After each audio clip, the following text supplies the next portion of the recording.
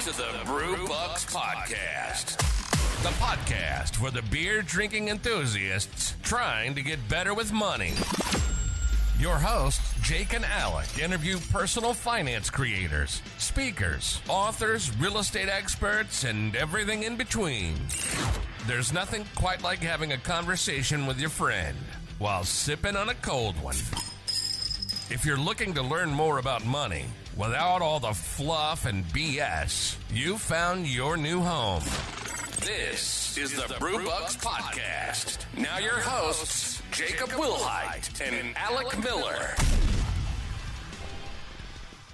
Welcome to episode 50 Bow, bow, bow, bow. of the Brew Bucks Podcast. This is exciting, man. Yeah, who would have thought we would have made it to 50? I mean, I was surprised with 10, even more surprised with 20, but 50? Holy shit. I know. I cannot believe how fast time flies. I cannot believe we've sat down with almost like 50 people.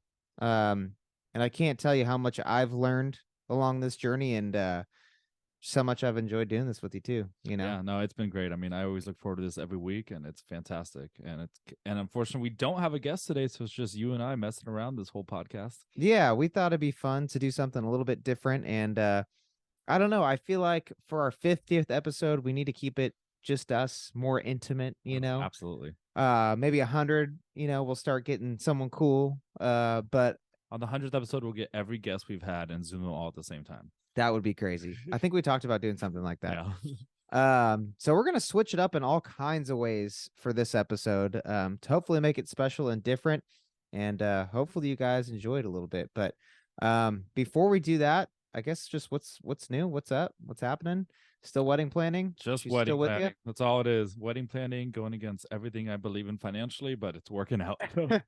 You guys got Pliny the Younger going on right now? Oh, yeah. So pretty busy at work right now. So definitely killing it there. Yeah, heck yeah. Cool. I just got back from Vegas. Oh, my gosh. How was that? For the third time in like the last 4 months. It's been You're an animal. a lot of Vegas trips lately. And for different reasons. This one was for my little sister finally turned 21. And so we took her out there and it was freaking awesome. So it was great all the way until the drive home. No. Or not the drive home, the flight home. And it was the windiest day in Oakland in over 100 years. Yeah, they broke 100-year record for wind gusts. That sounds terrible flying in on. Yeah, and so we're trying to land and we can't because it's too windy.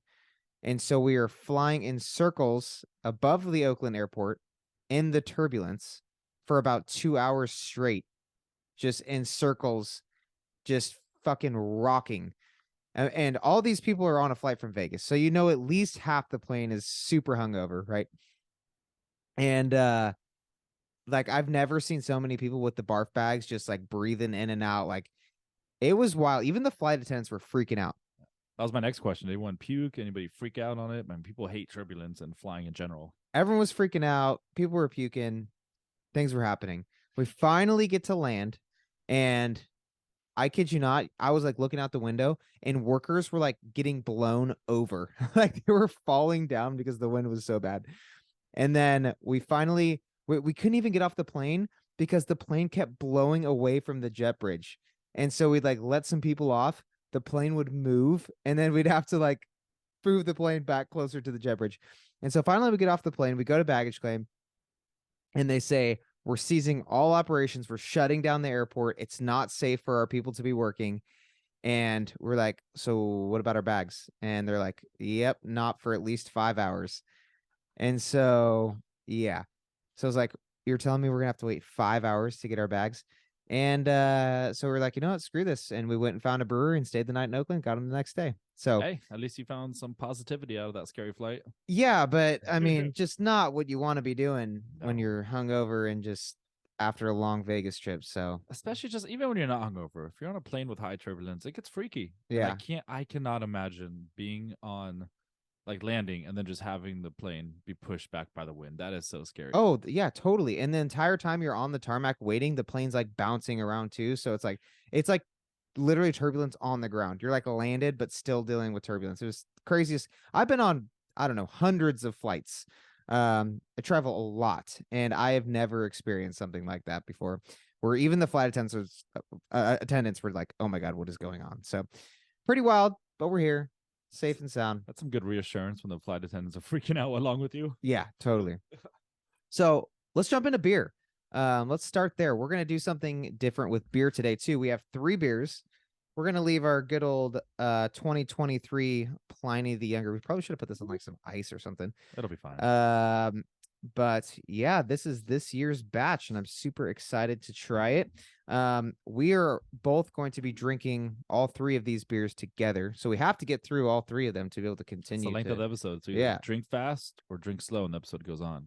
yeah, true. So the other 2 beers Alec brought are from New Glarus, which you can only get in Wisconsin. So it's super dope that you were able to get these cans. And I can tell you, when we were out there in Wisconsin, the wife and I, for a wedding, and New Glarus is so popular, not only in the state of Wisconsin, but all the surrounding states. A lot of people drive up into Wisconsin just to get New Glarus beer.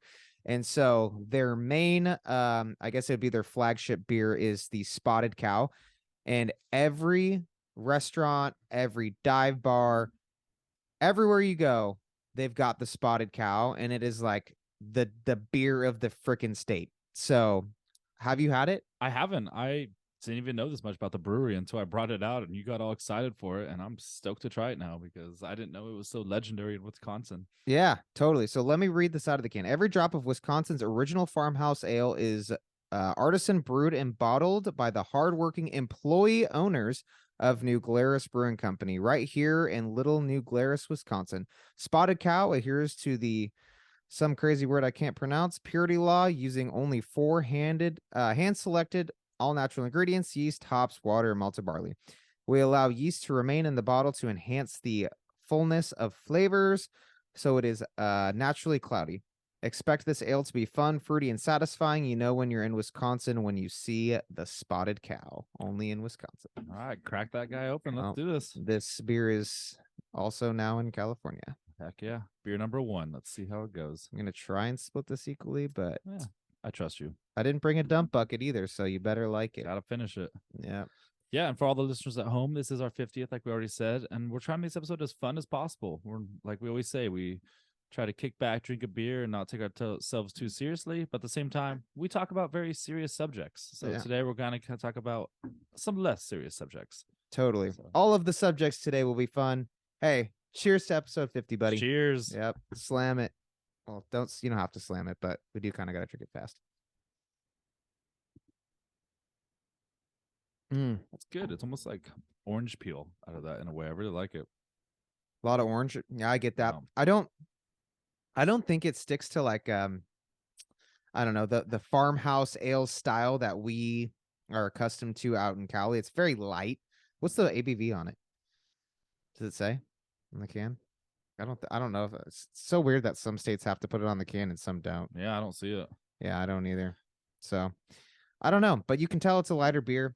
I can tell you because we drank a lot of them when we were out there and didn't get too buck wild. So it's very easy drinking. I would love this at the river. Just crack it open. I could drink this all day. Yeah, definitely got that Belgian-y backbone to it for sure. Yeah, but not too super funky. Like not very funky at all. I mean, I get just a lot of melon and orange. Yeah, totally. Me too. Well, I don't know. Maybe in 10 minutes or so, we'll crack the other one. Yep, that sounds good. All right. In the meantime, do we have a nay or stay today? Let's start out with the question of the week. Let's do both. Oh, question of the week and question of the week. How could I? All right, guys. So double trouble today. Question of the week and nay or stay. All right. So question of the week. Oh man, I feel like we're gonna get all of the crypto guys coming after us for this answer. So, why is Bitcoin going back up? Yeah. So Bitcoin has been. I mean, it's been slowly rebounding over. I don't know, the last couple months, but really, specifically over like the last couple weeks, it has shot back up by like, I don't know, like 20-30%, something crazy like that. Lots of big reasons, mostly due to SVB. That's, when people start to see the banking system fail, they look for other alternatives. And I think for a lot of people, Bitcoin and Ethereum and just cryptocurrency in general was kind of that avenue, that people were hoping that would be a little bit more secure, I guess. I don't know why that's like really the thought for everyone, but like it's more secure than like a bank. But even though there's been so much crazy stuff with cryptocurrency where people have been getting robbed and losing their accounts and all that stuff, it's more safe. yeah, 100%. Yeah. So also we're seeing the Fed start to ease back on interest rates. And so that's another big one where again, crypto has kind of started to follow the market a little bit as a whole. Where they again used to be kind of just completely separated, but we're seeing a lot of stocks go up, crypto goes up, stocks go down, crypto goes down, and so we're seeing stocks rebound a little bit too, right? And so that's a big piece of it as well, and in my opinion. But those are the two factors that I guess the two leading factors I think that have to do with crypto kind of shooting back up. So yeah, I don't think you're wrong at all with that. I think Silicon Valley Bank definitely probably did play a part in that. People get scared and they want to put their money somewhere else, and I think also that a lot of crypto had dropped really cheap. I mean, cheap in the terms of Bitcoin, where instead of 30,000, it's 10,000. I don't even know what it's at. It was at. I mean, I don't know. I think the highest was like 68,000, something Yeah. like that. Now I think it got down to like 20. Yeah, so it's gone way lower, and I think that was also a big part of it. Where people went, "Oh, I can maybe buy into this, and I feel better about it." And someone it's at $60,000. So I think with how cheap it was too, and then with the banks kind of just being banks and doing the same thing they seem to be doing in 2008, is that now people feel better about crypto and they're starting to invest a bit more. So I'm excited. Yeah. See, hopefully it continues because my crypto portfolio has a lot of rebounding to do. Yeah, it'll get there. I know we're bag holder. during COVID, it was peaking, and that's when we were buying. But it wasn't Doge. You were out. That was the problem. Is too many people were buying when it was peaking. Dude, there's so many cryptocurrencies. I mean, you open up the apps, there's over 100, 200, 300. I don't know how many there are, but there's way too many. Yep. There's a lot. Yeah. I only own Ethereum. I don't even know We Bitcoin. should make our own cryptocurrency. Be like Brewbucks. And then it's just little Brewbucks coins. Yeah, exactly. I'll sell. Uh, First one free to our listeners. So, all right. So Bitcoin's going back up. And then how about nay or stay? Yep. Let's do it. This is a good one. All right. My fiance might come after me for this one. TikTok. Will it be banned? Is TikTok here to stay or is it getting shipped out the door?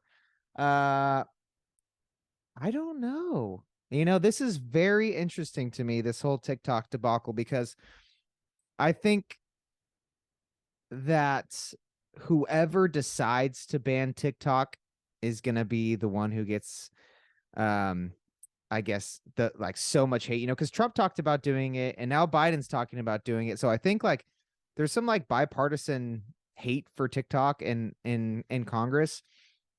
But it's no one wants to be the president to actually do it because over half of Americans have TikTok. And so they're going to be the bad guy, and it's really going to hurt their chances of getting reelected and yada, yada, yada. Right. So there's that on one hand where they're like, God, I don't want to be the one that has to deal with this shit. But then there's the other hand that it's yes, China controls this app, which is not good. But then again, almost anything that you're probably wearing at the moment was made in China, and we're still giving our money to China in some way. So I think, again, the biggest concern for the government, right, is that China controls the algorithm. Mm-hmm. And so for them to be able to push their agenda, their media, their propaganda, whatever it is to Americans is scary. And to just have that much control over American screen time is just nuts to think about, Yeah. But it's kind of crazy because how many people do we know who literally are full-time TikTokers? That's all they do is social media. I know multi-millionaires who their entire lives are built off of income from TikTok, which I'm not saying was, super intelligent. So you're seeing a lot of people actually start to re-diversify into Instagram, Snapchat, and kind of build their following among multiple platforms rather than kind of just sticking to one, which I think is interesting. But I don't know, man. I think with all the tension in China, Russia, all that kind of crap right now, I think there is a great chance that TikTok does get banned. It'll get banned, but then won't Instagram just become the new TikTok? I mean, they already tried it and it kind of failed, but there's no TikTok. I'm sure Instagram would succeed then. I don't know. Maybe they bring back Vine. Dude, please. All right. I think I again, overnight there would be a new American TikTok, like some company would either everyone would go back to Instagram or a brand new app would come about and people would just go right back to it, right? But again, I don't think that the US is comfortable with China having that much control over our screen time. So Yeah. I mean, I might be getting into some conspiracy theories when I say this, but I've been told by people, I don't know how true it is that the algorithm in China is completely different than the algorithm in America, which is probably true. But I hear, at least in China, that a lot more is pushed as educational videos, like how-to videos and stuff like that. And then they realize in America, they want these dumb 10-second dances and stuff. So apparently they're trying to push more dances, just useless little 10, 15-second clips, and then still trying to like make the algorithm to like teach more about the kids in China and all this stuff. So supposedly, I don't know, definitely sounds like conspiracy theory, but maybe China's just trying to make us dumber and have short attention spans, not be able to make new weapons or whatever it is. yeah, Distract us. who knows, man? I don't know. But I'm gonna have to say that TikTok is a nay. I think it's gonna get X'd. Especially after this recent grilling from Congress. The CEO of TikTok came down and Congress lit him up for like 5 hours. And pretty much he could not get a word out that they were like, nope, nope. So we'll see. As much as I want to say nay, I think it's here to stay. Huh? I think Okay. from a political standpoint that anybody in office that bans TikTok is basically ruining all the votes for the younger generation. Is that think about how many people between the age of 16 Oh, and yeah, 30 for all sure. have TikTok and how much they are addicted to that. You take that away from them, all they're going to remember you as is the guy that took away TikTok from them. And Well, they're going to be like, screw That I'm not that's why voting for Joe you. Biden should just do it anyways, because like he's about to die. Like there's no way that guy can live that much longer. Like he's like what, 85 already? Dude, I'm just joking. I think he's like so 78. damn But old. Trump's same thing. One of them just needs to Super take the old. hit. It's They're just- both like the oldest. If Trump gets reelected, he will be the oldest president to ever serve, right? If Biden stays, he's going to be the oldest guy. So they're both old as fuck. Someone just do it. Yeah. I agree with that. So you got an A and I got to stay. So we'll see what the next 6 months to a year turns out with for TikTok. Yep. All right. All right. What are we doing next? I understand you've got a fun one here. I do. I let's talk about some fun money stuff. Where what would you do if you had some money just dropped in your lap overnight? I mean, oftentimes we always get the question saying, okay, if you won the lottery overnight, what would be the first thing you buy? I don't care about the first thing you buy. Everyone's always going to say a car or a house. Most people say house or car, house or whatever. So, Jake, We're not going to walk through like what the first one is. You want to go straight to the third? we maybe can, but obviously, all right, let's just do your top 3 things. But I want to know what the third item you'd buy with winning a lottery, because that's probably going to be the weird item you didn't need, but you want. Got it. See, I don't really think of these things, I guess, in items. I think of them more of like in classes, I guess you could say. You see that? Whereas the first thing I would do if I woke up and won the lottery is I would spend every last penny on income producing assets. It would be real estate, digital assets, I don't know, YouTube channels.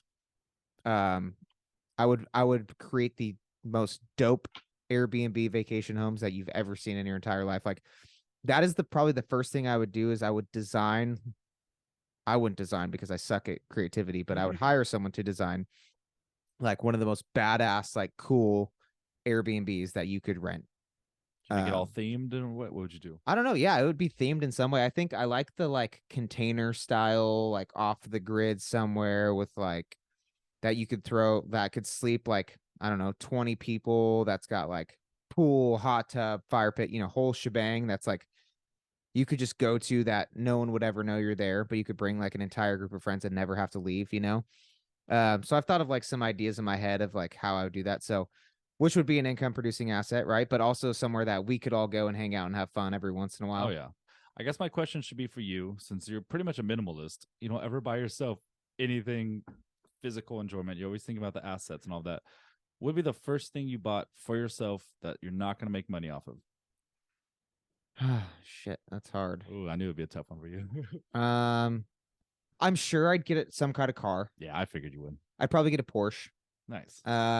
Keep it classy, you Yeah. know. I'd buy new golf clubs. There you go.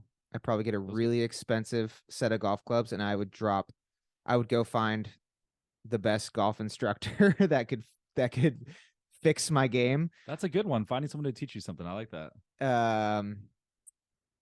Yeah, it'd probably have to be something like that. Some golf stuff would be cool. I could see you buying a new car. I could definitely see you pulling up in a Porsche and being like, "It's Brittany, bitch."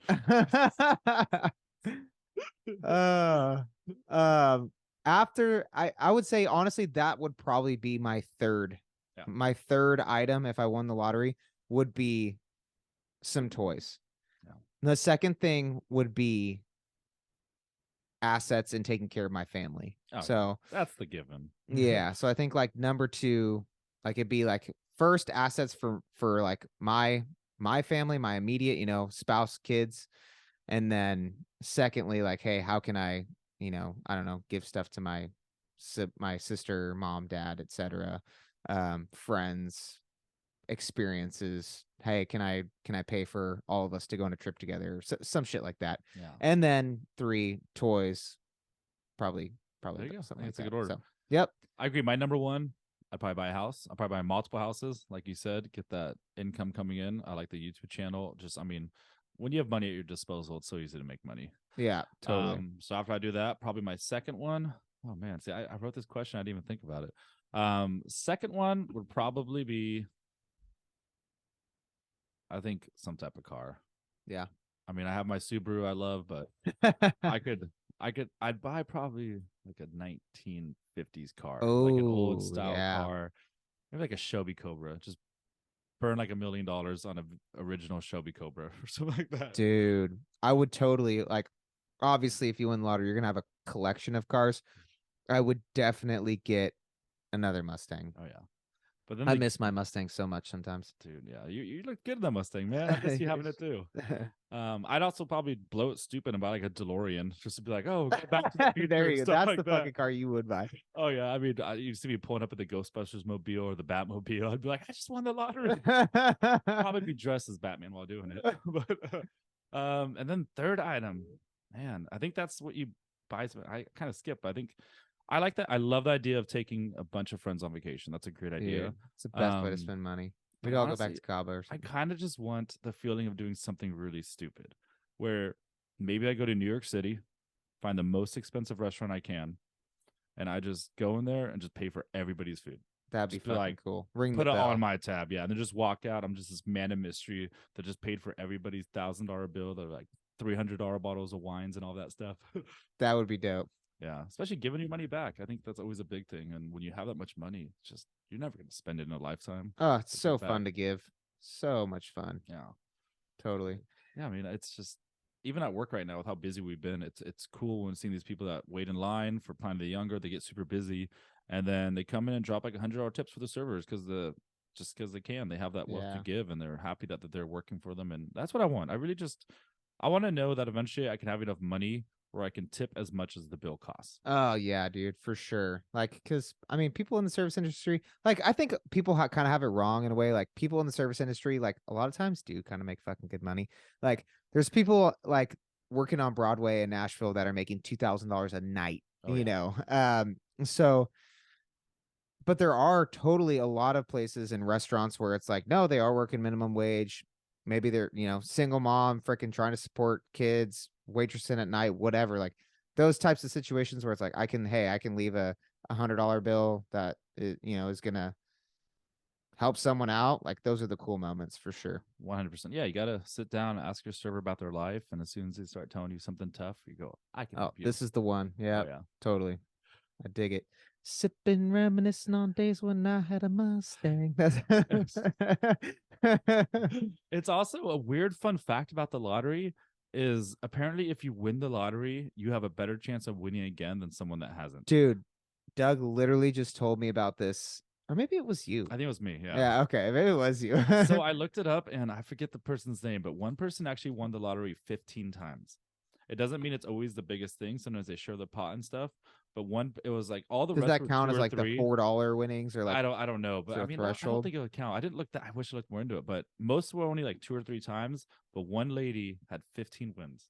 Was it all from the same place? Do you know? I don't know. I would guess so. Maybe. Yeah. I should look that up more. But yeah. the same thing about getting struck by lightning or something, right? too? Exactly. If you get struck by lightning once, you have a higher chance of getting struck by lightning again, which is kind of scary to think about. Yeah, that is wild. So stay inside if lightning. If you got struck by lightning, do not go outside. All right, let's crack another beer. Slam up. All right. Well, Let's do cheers to this. the last sip. Yeah, cheers. Woo! All right. So this next one, like I mentioned, also by New Glarus. I don't know. Let's see. Oh yeah, it is different. This one's called Moon Man. I've also had this, but I don't remember what it tastes like. Moon Man is a seriously cool cat. Always, that's what it says. Always comfortable in his own skin. He never tries too hard. So cool. So cool. We named our No Coast Pale Ale after him. You hold a session beer. Oh, it's a session beer. That's good since we have a triple IPA coming up. Perfect. You hold a session beer with a bright, bold blend of 5 hops that flirt with the smooth, malty backside. Don't let this one lay around. It is brewed to be enjoyed today. All right, let's do it. Sounds really tasty. I don't know. No date on it. Nursery rhymes like Spotted Cow and the Man on the Moon. I guess I'm thinking of the cow that jumped over the moon. That's probably what I'm thinking. Oh, dude, combined. You should email them and see. Is this one yours? This one, I think closest. I don't know. Whatever. I lost it. Oh, well. Fine. We can share germs. I guess so. We're in a combined space talking to each other closely, anyways. Oh yeah, I'm sorry. I gave you crisp some golden color. Oh, that's gave you a little bit of head. Beautiful that's color. Great head. Yeah. That's a really nice, solid golden color. Yeah, it is. It's gonna be a good beer, I think. People, if you're listening on the pod, you'd probably have more fun on YouTube. This is definitely a YouTube episode. If you're not, all right. Cheers, cheers, brother. Too. Yeah, you go first. Tell me what you think. Just sniffing it, there's not a huge aroma. Let's give it a taste.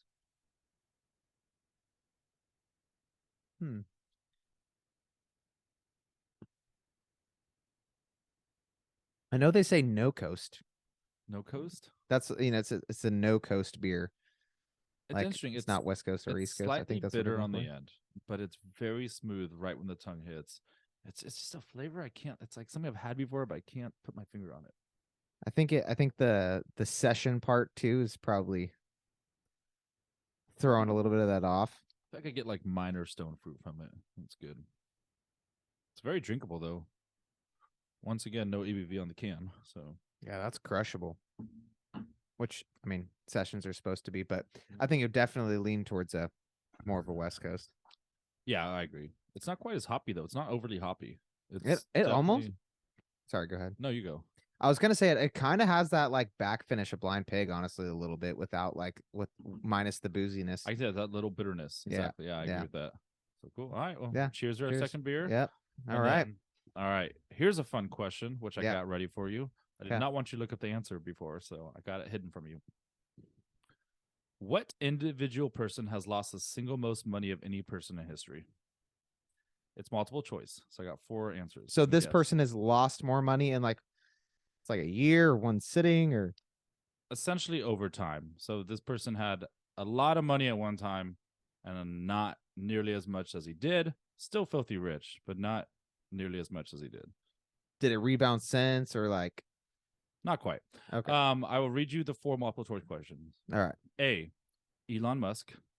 B, Carlos Slim. C, Warren Buffett. Or D, Jeff Bezos. Interesting. I'm gonna say Warren Buffett. Why is that? Because I have a feeling with when COVID dipped freaking 40% or whatever it was, it had to have been an extreme amount of money that he basically lost overnight. So I'm gonna go with Warren Buffett. So your theory is actually correct to a different person, but in a different way, almost an opposite way. So the answer is actually A, Elon Musk. Oh, okay. That was my second guess. So in 2021, he had 320 billion to his name. By 2023, he had 138 billion. So he's lost. A lot of people report he's lost almost close to 200 billion, and it's largely due to poor performance of Tesla stock. Yeah. So I think anybody that saw how high Tesla stock during COVID, it was massive. I mean, I remember they Kathy Wood, Arc Fun, and oh yeah. Yeah, and it was a big deal. And I mean, when Elon Musk owned most of the company at that time, I know he sold off a lot of stock since, but which is also messing up the price of stock with it too. But yeah, so apparently he's lost close to 200 billion since that happened, and apparently nobody else has ever lost close to 200 billion in that time that quick. Interesting. So, yeah, I thought it was kind of a fun thing because I don't know, Elon Musk is always in the news and everything, but we always talk about how rich he is. That's why he's not the richest person in the world anymore.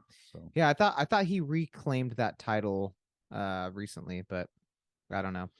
I don't know. Speaking of Warren Buffett, though, did you know that like 20 of the like big banks have been flying to Warren Buffett's house and like having meetings with him about like depositing his cat because he has the largest cash reserve in the world. And They want to use his money. yeah, they want to like just have some cash. And so I don't know, but this is also like slightly conspiracy theory, but like I love it. tons of jets. I don't even remember where Warren Buffett lives. I forget the freaking town. I don't know. It's in like fucking I have no Virginia idea. or- I don't remember. But like the airport's just been full of like millionaires going to visit Daddy Buffett. So yeah, kind of interesting. I feel like Warren Buffett has been the one guy who's just been rich for as long as anybody remembers. It's Yeah. just some kind of names come and go. Like you even had Carlos Slim on this list. Do you know who Carlos Slim is? Nope, no idea. He's the richest man in Mexico, I believe. But even apparently he has some people think he's the richest person in the world, but just has a lot of money hiding that people don't know about and a lot of underground stuff. So Carlos Slim is, if you look him up, it's pretty wild how he What does made he his do? money. Just Like business cartel money. shit or No, like I don't think it's cartel shit, but I think there might be some cartel shit on the downside. Just once again, conspiracy theories. I guess this is just that episode, conspiracy theories. But yeah, Carlos Slim is wild. A lot of people do speculate he might be the richest person. So who knows what he's got hiding in his mattress. yeah. I don't know, man. I'm just saying if I had to trust the opinion of one person in this world about economies or Buffett. the stock market or I don't know, just money in general, it would be Warren Buffett. Do you know where Warren Buffett's favorite restaurant is? No. Warren Buffet. No way. Made that up. Oh, okay. Like buffet, buffet. Okay, I get it. I was like, Terrible dad joke. I have to get one. I know what his favorite soda is. The guy drinks a 12-pack of Coke every day, Dude, but So does freaking what's his face? Microsoft guy. Bill Gates, he drinks okay. Diet Coke. Diet Coke though. Yeah, Yeah. I guess that's Warren the Buffett secret. drinks regular Drinks Coke. Sodas. I'm so fat even not drinking sodas, so I can't imagine drinking sodas every day. Well, yeah, because we drink beer, which has way more calories than a can of Don't soda. ruin it. Don't ruin it. 3 beers a day doesn't equal 8 sodas a day. It probably does. Okay, moving on. I All right. thought it would be kind of fun to talk about. We've had 50 episodes now. I thought it'd be fun to talk about what our top 5 performing, highest downloaded episodes are. Do you want to go backwards from 5 up or start with the highest? Go from the 5th to the 1st. Fifth to the first? Yeah, so the 5th. Okay. Download. So I will give you the first 3, and then you can decide what the final 2 are. Okay, Okay. I like that. Yeah. So our 5th highest performing episode is actually episode number 2. Really? Yeah, episode number 2 with Javi. Oh, Javi. Okay, I was Yeah. like, I don't know that. Yeah. Who was on that? Episode number 2 with Javi, where we talk about how he went from basically being an immigrant to like the first one in his family to go to college to all of a sudden making $100,000 a month on Instagram. So that was a really fun story. He also created the board game Do or Drink, which is really fun. He is also making a 420 version, Do or Smoke. Is he? That's and it comes awesome. out on 420, so that's kind of fun. That's great. He also just did something pretty cool. He bought a pallet of White Claws from Costco, a pallet, hid it in a random storage unit in America, and then sent out the location to a bunch of random people that like basically had to text him for the location, and he dropped the location at the same time for like hundreds of people. And it was up to the people to like get to the storage unit, crack the code, and get all these White Claws. I don't know. That's awesome. No, Yeah. that's a great way to get your name out there. I mean, if it was a pound of beer, I'd go find it, not White Claws. Yeah, totally. So shout out to Javi. Episode number 4. I'm sorry, episode number 25, number 4, was with Brennan, Budget Dog. Talking about him paying off his home early, becoming a millionaire, becoming a full-time online entrepreneur. Our 3rd highest performing episode. Am I supposed to guess or no? Sure, go for it. Can you read through my paper? I cannot, Okay. but I think I kind of know what some of our top episodes right. are. You go for it. Episode number 3, or not episode number 3. So one of the travel hacking ones.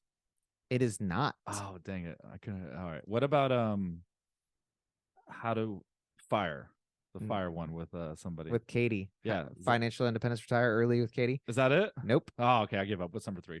Number 3 is actually an episode with just us. Fundrise. Yep. What? How to passively invest in real estate with Fundrise. So kind of cool. Yeah. All right. Now, what do you think our second highest performing, highest downloaded? Did I already say it? You said travel hacking. Which one was it? Ryan? It was with Ryan. Yep. Yep. So shout out to Ryan, episode number 24, Advanced Travel Hacking Tips with Ryan. Sorry, Julie. I guess you got to come back on the show and beat that one out. Unless it's the number 1 episode. It is the Oh number my 1 gosh. highest downloaded episode is episode number 10, How to Travel the World for Free with Julia. I know. Juliet, you're killing it. Way Yeah. to be number 1 on our show. I still think about the rum chata drink that she brought on the episode that I still need to right. try. I And forgot about that. yeah, sounds super good. Well, I Okay. think it's funny because we have our buddy Nick. I remember he started listening to the podcast and he'd listened to Juliet's episode like 10 or 15 times, he said, because he wanted to learn all the travel hackings and how to figure out how to travel free. So he probably downloaded all those episodes. So shout out to Nick also out there. Okay. Something I thought that was kind of interesting is the top 2 episodes with the highest 7-day downloads are not in the top 5. Interesting. Yeah. So they basically had the highest bell curve of most listens in 7 days. What do you think episode or the second, I guess, highest performing 7-day episode was? I think I know number 1. So I'm going to skip that one for now. But Okay. the second most. I almost feel like our intro, our first episode. So it is not the intro. Okay. It is actually the how Katie is on fire. It's the fire one. I knew the fire one would be on there. Yep. People love that episode. Yep. So. How to retire at 35 with Katie. Okay. So it sounds like you probably know what think first place is. Our number 1 is our most recent episode 48. Yep. 49 comes out tomorrow. So 48. but 48, Josh with the Market Hustle. Yep, highest amount of downloads in 1 day, 7 days. I mean in 6 days it beat out all of the others in 7 days. So yeah, pretty cool. Shout out to Mark. So great episode. We'll have to post these results with those guys so that they can I don't know, get their shout outs and share their because a lot of them don't know that no one else can see downloads. Honestly, podcasts is really hard to see streams anyways, which is thoroughly annoying. So it's really hard to kind of track how many people are streaming episodes. We can only see downloads, which makes you it would kind think of you'd be able to. I don't know why it's so hard, but there's got to be an app out there or something that we I'm just, sure there just is. have to But pay for. because even they say, oh, it might be a download, but doesn't mean they listen to it. And I'm like, well, I wonder if they listen to it. It's just... Totally. So, anyways, we've had a bunch of support. I feel like especially over the last couple months of just so many people reaching out saying that the podcast has helped them. Really excited to release episode 49 where we just talk about, hey, these are the basics of how to get started. I think that'll be huge for a lot of people. So by the time you listen to this episode 49 will already be out. So yeah, true. Duh. I caught you on that earlier, but I was like, I'm not gonna correct him. Sorry. Anywho, yeah, pretty cool. Yeah, no, that's great. Yeah, really shout out to everyone that's been on the pod. I mean, we always have a great time. Pretty much, I don't think we've met any of these people in person other than maybe some of our close friends we've had on the show, but you guys are all in different states, Zooming us. Just much respect to all of you guys for being on the show and just teaching your ways. I love it. Yeah, totally. Lots of really cool people that we've gotten to connect with. And just because you're not in one of these top rankings, if you've been on the podcast, does not mean that you're not a badass. And we enjoyed talking to you, and all the episodes do well. There's never been an episode that's flopped. So shout out to all you guys. Yeah, everyone's a badass. Exactly. I like that. So. Agreed. All right. Are we going to kill this and move on to Younger, or are we going to do one more? I'll do one more question. All right, let's Because do then it. we got 2 questions after that. So we're kind of twisted up. All right. All right. This is kind of a thinker. So All right. I don't know how old our crowd is that listens to it. Probably a lot of people haven't seen this movie.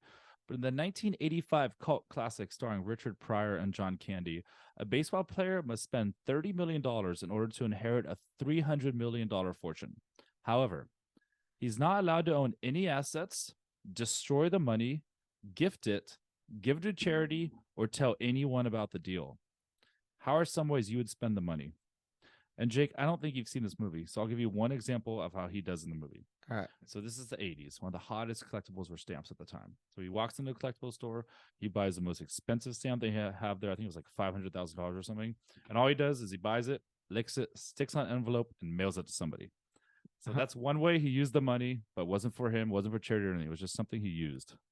Got it. Okay. Would a brewery be defined as an asset? Probably, right?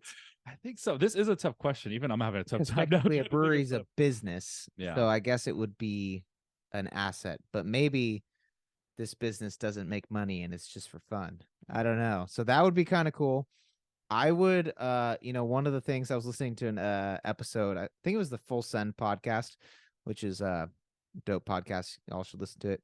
But it was an episode with Luke Bryan, and he was talking about just sitting at high limit at the win, and he was playing craps, and every craps bet was at the max bet, and that would just be so much fun to play craps at like that level where you're just like playing. I mean, you're just playing stupid money at that point, but to where it's like, oh my God, to like max bet at the win, that is nuts. Oh yeah.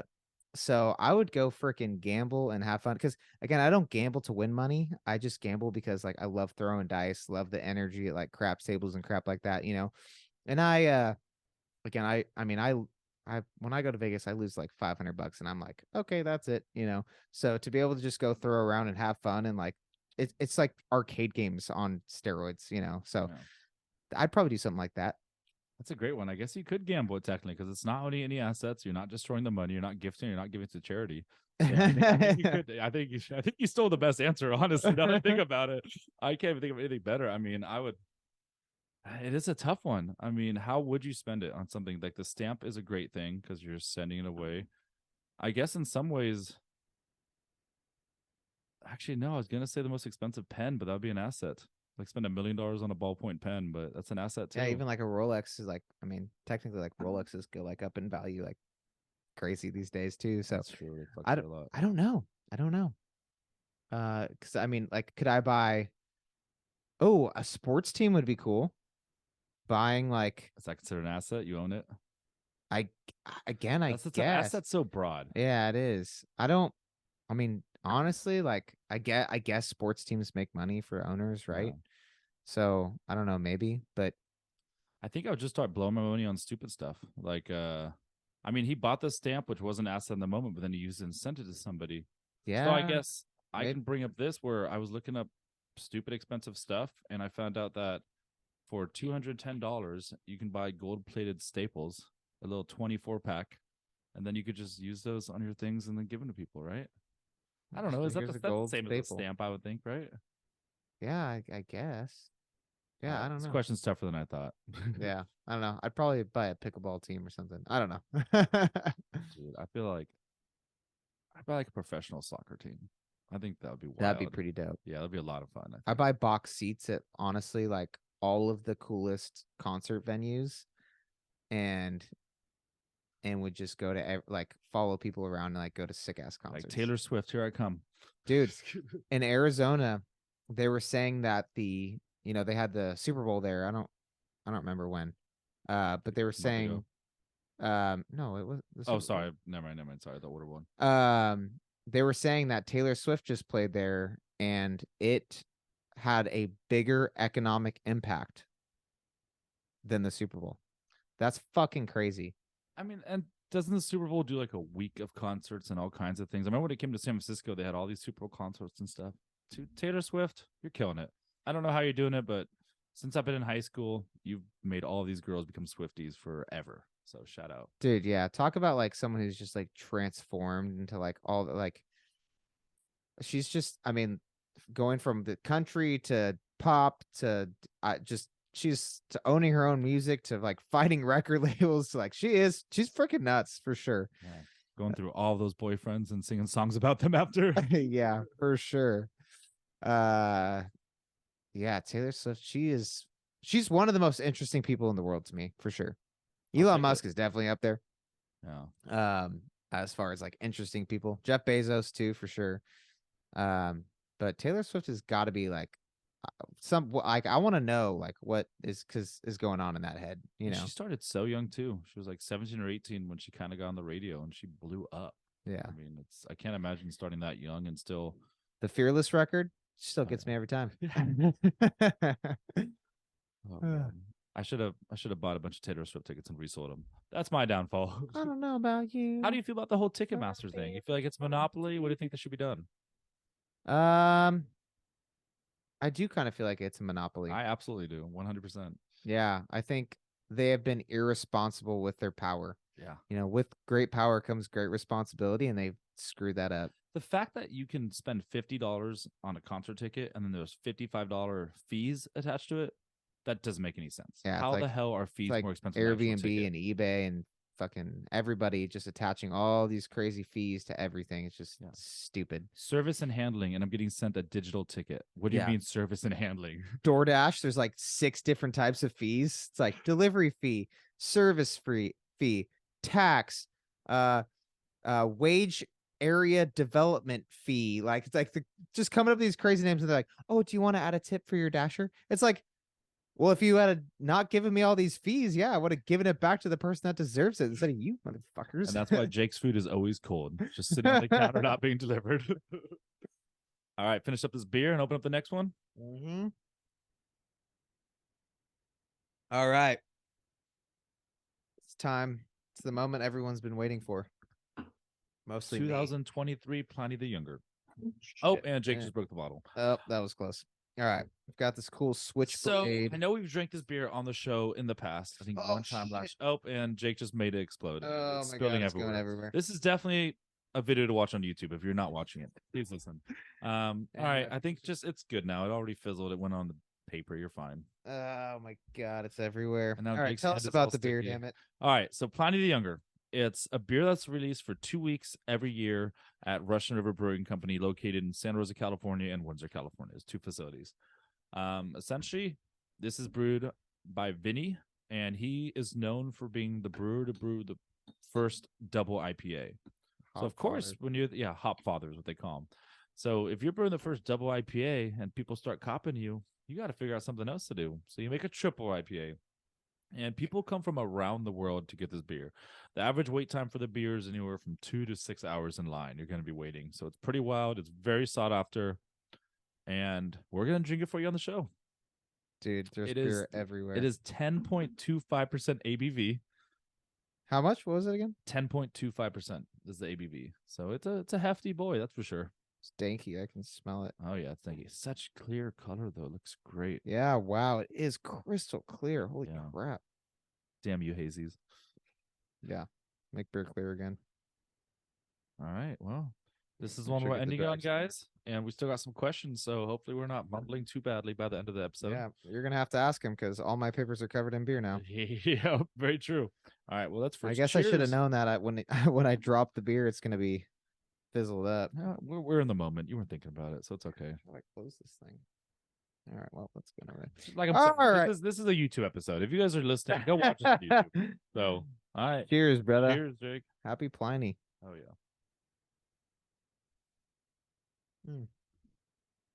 A little warm. I don't mind it when it's a little bit warm. Like it's like this is a beer that probably should sit out for 10 minutes. This might have been 5 minutes too long, but it's actually meant to be. Beer is meant to be slightly warmer. Yeah, you go to Europe, they pour it warm for you. It's not freezing cold like here.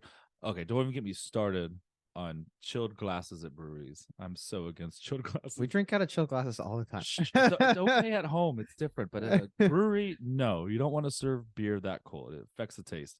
But I gotta say, this younger batch is great. It's for 10.25%. It's not overly boozy. It's very sweet, which is the booze. But the fact you can cover up the booze with that sweetness is pretty phenomenal. Yeah, wow. I would say this is my favorite batch of Younger that I've had so far. I say that every year, but I don't I do remember the batch too. from the year before. Honestly, I think it was 2019 was my least favorite. But this over the last like 3 years or so, I think it's progressively gotten better and better, which I hope so. Vinny's always trying to, do better and perfect his craft. He's always adding hops, tweaking a little bit. It's pretty incredible. I mean, he's a perfectionist, but at the same time, he's never gonna get the perfect taste in a beer. So he's always tweaking it, and he's always striving for more. And Vinny is a man of mystery. He's amazing.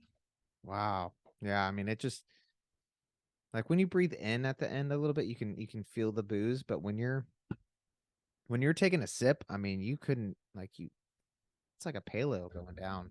It really is. Yeah. It's pretty incredible how smooth it is. Yeah. So there's lots of people right now waiting in line for 8 hours and just to get in and try it. So Yep. So it's worth it. So if you guys want to take a vacation, come down and try some Younger. yep. All right. All right, Jake, I got one more multiple choice question for you. So, All right, I let's mean, hear everyone here knows I'm the geek because I got to ask some type of geeky question. How much was the most expensive comic book ever sold at auction? Oh my God, you would bring a comic book question. Hell yeah. Talk about having money and just the amount people can spend. All right. Well, I'm sure it's in the millions. So, A, 987,000. B, 1.9 million. C, 3.2 million. D, 5.3 million. I'm just gonna go for the highest one because there's definitely some rich nerds out there. So I'm locking it in with D at 5.3 million. You're 0 for 2, man. I purposely put a high one, hoping you'd go for that, but it's $3.2 million.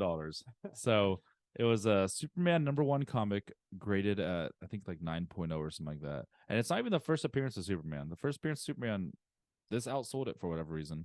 Later, I don't really know why, but it's kind of funny. So, fun fact: Nicolas Cage. You know who he is? Yes, I do. Yeah, we all love Nicolas Cage. The guy with doesn't like the treasure hunt dude.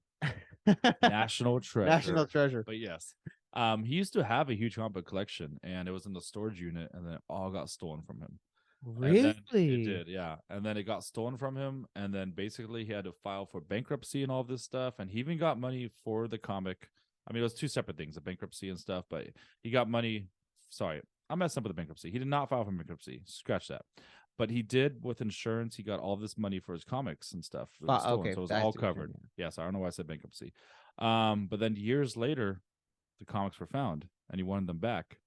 The insurance is like, you have to give us the money back then if you're going to get them back. And it was this whole debacle, which is pretty wild. And he just said, screw it, I'm not going to buy the comics back. But he still wants them, but he hasn't got it. It's been this ongoing fight for a couple years now. It's pretty crazy. Wow. And so it was his collection that this one got sold from? Yeah. I mean, this one didn't get sold from it, but I know he at one point, Nicolas Cage did buy the most expensive comic book, but that was like 10, 15 years ago. But prices have skyrocketed for comics thanks to Disney and the whole Marvel Cinematic Universe. Oh, for sure. Yeah. If you want to talk about investments that have paid off, how much did Disney pay for Marvel? Do you know? It was something stupid, like $3 billion. I think it was $6 billion. $6 billion. And I mean, considering just Endgame alone made like 1.5 billion in the theaters, they've gone their money back so many times. Oh my God, so many times over. I think I was I mean, when you think about, again, Disney's got toys and like all kinds of stuff that go along with the movie coming out. I think it was something like stupid, like $80 million or 80 bill. No, not billion. It had to have been like $80 million a year, something crazy, just from like Marvel, which is just so nuts. And now they got Star Wars. It just never ends. Yeah. You know how George Lucas made most of his money, the creator of Star Wars?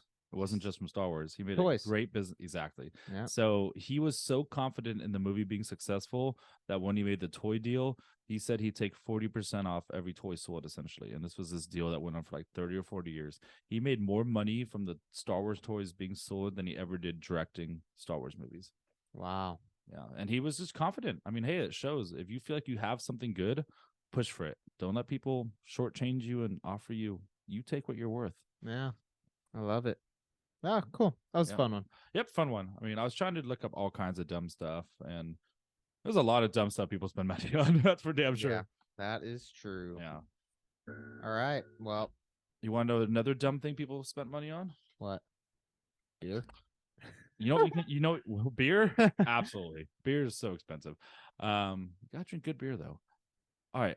You know what you can buy for $1.38 million? What? Something you can wipe your ass with. Toilet paper. We just talked about this. Gold-plated toilet paper? Oh. But yes, gold toilet. No, I told you about the gold-plated staples. Oh, you're right. So this is another gold-plated thing.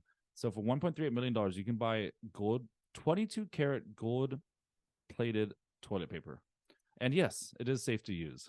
So, but can you imagine just Getting gold flakes stuck in Can your you butthole? imagine walking into a celebrity's or like Warren Buffett's house and you go, hey, where's your restroom? They go, okay, last door on the left. You walk down there, you enter in, you sit down, you do your business. You turn to your right and just gold plated toilet paper.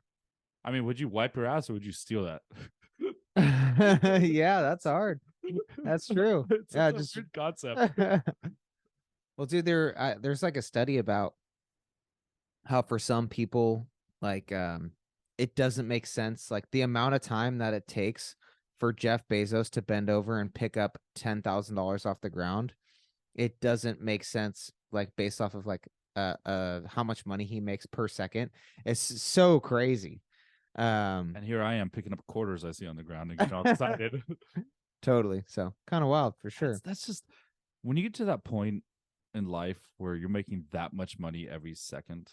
Yeah. I just can't imagine what that feels like. And I think it's so hard to comprehend. Like, sure, like you and I, we're not poor by any means, but we're not $1 billion rich where we make $10,000 a second. I mean, it's just nuts to think about. My favorite is all the people who invested in Beanie Babies, put entire life savings into Beanie Babies, and now there's attics full of them and a lot of angry wives. So there's a Beanie Babies documentary on HBO, which is great. If you want to see the whole Beanie Baby craze, and essentially it just started with 5 housewives meeting up for tea or beers or wine, whatever it was, and they just started buying these Beanie Babies, and then from there on out, just word spread about them. These 5 ladies are basically blamed for starting the whole Beanie Baby craze, and one of those 5 ladies was offered $100,000 for her collection at the time in like 1999, 1998, something like that. She said no. Wow, they are worthless now. That's crazy. Yeah. So I mean, sometimes if someone's offering you a lot of money, take the money and run. Even though I know it's a good feeling to be like, oh, I'll make more money in the future. It's not always the case. Yeah, interesting. I think my favorite, or I guess one of my favorites is the NFT or the first tweet that was sold. Oh yeah. I think they bought it for what was it? 2.9 million and then sold it for $280. Oh my God. Yeah. So it's crazy how quickly the NFT craze came and went. Yeah. It's just, I mean, I kind of dabbled in it just because it's new. I was excited. And it was also at a time where, like, I don't know, like people were just blowing money on stupid crap. And then, you know, obviously the economy's in a very different state now. Yeah. I mean, if people can't make money off physical Beanie Babies, they're not going to make money off of non-physical NFTs. Yeah, true that. All right, let's get into our last question. All right. What do you got for us? I guess it wouldn't be, I don't know. Maybe it could be your 5 favorite books of all time, but I'm going to tell you about the 5 books that I feel like have made the biggest impact on my life. Cool. You want me to go first? Number 5 or number 1? Or do you even have an order for them? I do. No, I don't even know if there's an order to them. I would say they probably are all equal. Okay. But I'll start off. I'll go backwards just for fun. I like it. So number 5, The 12 Pillars. This is a Jim Rohn book, and you know, he's just again one of the greatest, like, I don't know, like mindset authors, like, of the last couple years and or last couple decades, I guess. But it's just one of those feel-good books that is not super long and talks about just like the 12 pillars of success, 12 pillars that basically like 12 concepts that successful people adopt and live by. And yeah, it's a good one that I go back to. I try to read once a year just to kind of reset and reframe. So that's a good one. Book number 4 has been named on the podcast a gazillion times, Rich Dad Poor Dad. And again, if you're looking to really learn about how money works in our society, especially when real estate is involved, Rich Dad Poor Dad is definitely at the top. I think I agree with you. I think it's been the most mentioned on our podcast by guests we've had. Every on, podcast, sure. when they ask, at least in the finance world. Number 3, The Simple Path to Wealth by J.L. Collins. And again, I mean, if you're looking to get rich, if you're looking to learn how to invest your money in index funds specifically, this is the book to read. Number 2, $1 Million Habits. This book just is kind of a random one in there. It's not one that's talked about a lot, but it is one that I truly just really enjoyed reading about the habits of millionaires. So it's kind of cool. And then number 1 has got to be The Compound Effect.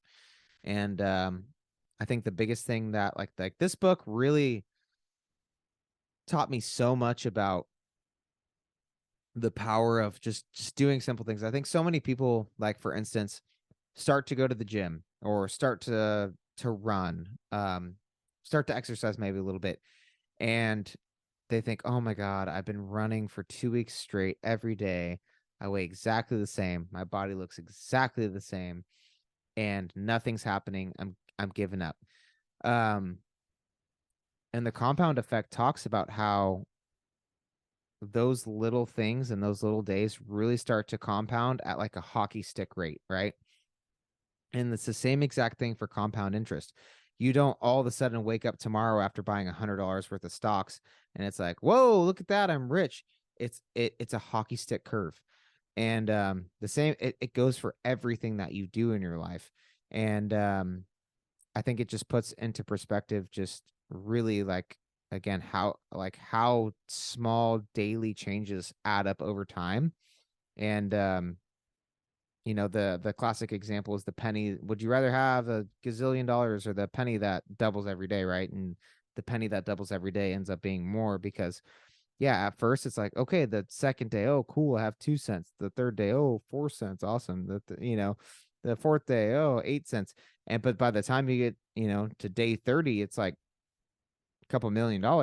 And that goes with so many different things in your life, whether that's the time you spend in your relationships or again, the amount of money that you invest or the amount of time you go to the gym or whatever it is. Everything in your life can compound in a negative or a positive way. So yeah, everyone should read that book. Yeah, no, absolutely. One of my earliest memories from first grade, I have no idea the name of the book, but I remember the concept. And it was, I want to say it was like an old Asian story where it's like a folk tale. That's what I'm looking for, a folk tale. And essentially, it was this really poor village, and this mean guy took over this Big village. Bad Wolf. It might be. I don't know. But yeah, this guy took over the village and basically wasn't giving the village food anymore. Very small supply. So the lady goes to the guy and says, "Here's the deal. You give me 1 grain of rice every day, and then every day I come back and you double that grain of rice." Just like the whole penny compound thing. And then so the picture book is fun because it starts off with just 1 grain of rice, then 2 grains of rice, then 4 grains of rice. And by the end of the book, you have fold out pages, and it's elephants bringing just bags of rice to the lady. And she's just tricked the ruler into giving her all this rice. And it's such a fun book, but I have no idea the name of it. But shout out to Mr. Langley, my first grade teacher, for reading it to me. So that's funny that you still remember his name. I still remember mine too. I remember my first grade teacher. None in between. Yeah, that's good. So he was my first and 6th grade teacher. I had him twice. I think that's why I remember him so well. Huh. And I still talk to him today. So I know I'm one of those weird guys. Interesting. Yeah. That was weird. Yeah, is that all the books, all 5 of them? Or yeah, that was all of them. All right, perfect. I'm going to go a completely different direction. So he went all the financial self-help books. This is not all finance, okay? It's just Okay, life I also related. said self-help too, which Okay, is the sorry, same thing. sorry. Financial self-help books. I'm gonna kind of go in a weird way of just books that I feel like have had a huge impact on me in life, whether financial, self-help, or just kind of fiction and make me look at the world differently. One I'm going to start off with was a book I read in 7th grade called The Perks of Being a Wallflower by Stephen Chbosky. They did make a movie out of it. The movie does not do it justice, but I think we all have those times in life where we feel like we don't quite belong or where we feel like we are an outcast and stuff. And I think I read this book at a certain time in my life to just give me a lot of self-confidence and really just decide to be who I want to be. Yeah. And it was a book that stuck with me for a long time. And I don't know if you're old or young, whatever. I still think reading The Perks of Being a Wallflower, it'll have some impact on just not being afraid of being who you want to be. Yeah. Another great book is The Sirens of Titan, which is by Kurt Vonnegut. Oh, It is. got it. It is such a great book because I don't know. There's this one part in it. Spoiler alert if you haven't read it, but there's this robot who's been on Mars for years, and he has this envelope, and he needs to deliver this envelope, but he hasn't read it. And he's like, "This is my mission, but I'm broken. I can't get in." That's his whole mission. It's just having this envelope to deliver it to Earth, and he doesn't know the message. So at the end, he's so broken down. He's like, "Screw it. I'm just gonna read the message. I'm not gonna make it there anymore." He opens the envelope, reads it, says one word: greetings. All it was a message from another planet to Earth just to say greetings. And sometimes, and I thought it was a really good perspective on sometimes, like, you think what you're doing in life is what you should be doing, and it's like what makes you, but at the same time, in the end, you've spent 30, 40 years doing something and you have no satisfaction out of it. And I think sometimes it is a good way to think where you're at a job, you're at a dead-end job, and maybe you hate it and you've never taken the chance to escape it and do something else. And at the end of those 40 years, you're just unhappy, just like this robot with his one letter saying greetings was unhappy over it. That was a great book, I thought. So highly recommend that. Gotta say, though, one of the best books ever. Shout out to Dr. Seuss. Cat in the Hat. No, it's The Places You'll Go. Oh. And it's just talking about, it's actually the most sold Dr. Seuss book in history because it's a book often gifted to high school graduates. You get gifted it, and it just kind of talks about the places you'll go, whether you're going to go join the circus or you're going to go climb some mountains or you're going to go do this. And it's just telling every child that reads it, saying they're capable of doing what they want to do and push themselves to that point. And it's a great lesson from Dr. Seuss. And I think if you haven't read that, you should get it. It's a great book. Now, my more serious book, I really got to recommend Principles by Ray Dalio. If you don't know who Ray Dalio is, he is the head of Bridgewater Associates, which is one of the biggest hedge fund companies in the world. Shout out to him. I think he was played by Steve Carell in the movie The Big Short. So he's that character in that because he was somebody that predicted the 2018 financial crisis and made a lot of money off of it. Oh shit. Oh, Yeah. it's on Netflix, right? Yeah, it's on Netflix. Great movie. You haven't seen it. Highly recommend it. Damn. But what I like about Principles is he talks about like his early days, and he didn't want to talk about his whole life and how he got to the point he was, but he knew it was essential for the book. And then he kind of, like, the second half of the book is all principles, setting principles for yourself, how you should live by and everything. But the fact is, the book would not be nearly as good if he didn't have his own personal stories and life in it. And he didn't even want to put it in there. But the way he talks about it and compares it to where he is in life is just phenomenal. Like, he has such an interesting outlook on life. He's just a genius. Yeah. Ray Dalio, shout out, man. You're my hero for sure. That's awesome. Yeah. So I think those are my top books, at least. Some different ones. Just, I don't know. I think it's hard. That's a good list, dude. People. I like it. So those, I think, are the shout outs. Just trying to better yourself and move on and telling yourself you can do what you want to do. Yeah, man. Reading is underrated, I'm telling you. And it's for someone who wasted so many years not reading. Like, God, just if you think you're too good to read, or thinking that reading's for nerds, or just like, oh, I was never a reader, because that was me, dude, in high school and whatever. Like, reading, I hated reading. Because they made you read books you didn't care about. Yeah, exactly. But it's like, once I started reading books that I was like, oh my God, this is like useful stuff that like I can actually apply to my life, get better, grow, etc. My entire life changed. Yeah, and that's so great. Shout out to that. Yeah, everybody, put down TikTok, get it banned, and read a book. Hell yeah! And make sure you got the mobile university going in full 100%. Steam, dude. We all spend so much of our lives in our vehicles. Stop listening to the same damn song on repeat. Download an audiobook. Such a good song though. Yeah. TikTok famous song, dude. I hardly listen to music anymore. I don't know if that's sad or great because I used to be just obsessed with music, all different stuff. We but both now I'm we're stuck both in high that school. same spot where Yeah. it's like we both have such a fiery passion for music, but also have this like crazy dedication to like self-growth, which is just I don't know, they're very conflicting. So I don't know. Yeah. Yeah, my fiance is always like, "Stop playing podcasts. Won't listen to music." I'm like, "Fine," but when you're not in the car, it's always podcasts. Oh yeah. All right, dude, let's wrap it up. I need to clean up this mess I've spilled everywhere. Yeah, I think this was a good 50th episode. We just kind of messed around, talked about fun money, didn't take ourselves too seriously. Yeah, man, this has been awesome. Cheers once again to episode 50, dude. Yeah. Thank Cheers you to for taking many this more. journey with me, and yeah, just enjoying some beers, talking to great people, having fun. Yeah.